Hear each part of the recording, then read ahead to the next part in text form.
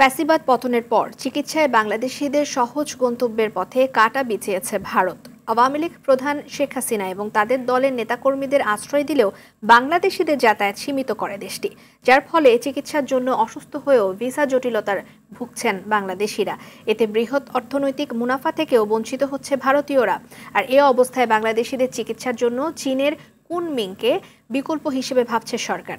চীন সফর থেকে ফিরে এমন বার্তা দিয়েছেন পররাষ্ট্র উপদেষ্টা তৌহিদ হোসেন। কুনমিংয়ের কয়েকটি বিশেষায়িত হাসপাতালকে বাংলাদেশের রোগীদের জন্য উন্মুক্ত করা হতে পারে। একই সাথে ভিসা সহজ এবং ফি কমানোর আহ্বান জানানো হয়েছে। বাংলাদেশ চীন কূটনৈতিক সম্পর্কের 50 বছর পূর্তি উপলক্ষে ঢাকায় একটি বিশেষায়িত চীনা হাসপাতাল প্রতিষ্ঠার প্রস্তাবকেও স্বাগত জানিয়েছে বাংলাদেশ। উপদেষ্টা জানান, ঋণ শোধের সময় 30 বছর করতে একমত বেইজিং।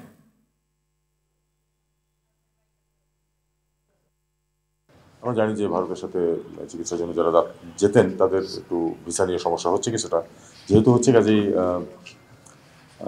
একটা বিকল্প উৎস পেলে সুবিধা হয় এই হিসাবে কুনমিংকে চিন্তা করেছিলাম আমরা। এবং কুনমিংয়ের যে ডেপুটি গভর্নর উনি এসেছিলেন এবং ওখানে কথাবার্তা হয়েছে, তারা এই ব্যাপারে 2-3টি হসপিটালকে আইডেন্টিফাই করেছে। আমি বলেছি যে ভিসা যেন সহজ করা হয় এবং ভিসা ফি যেন কমিয়ে দেওয়া হয়, যাতে আমাদের পেশেন্টরা ওখানে গিয়ে সহজে চিকিৎসা নিতে পারে।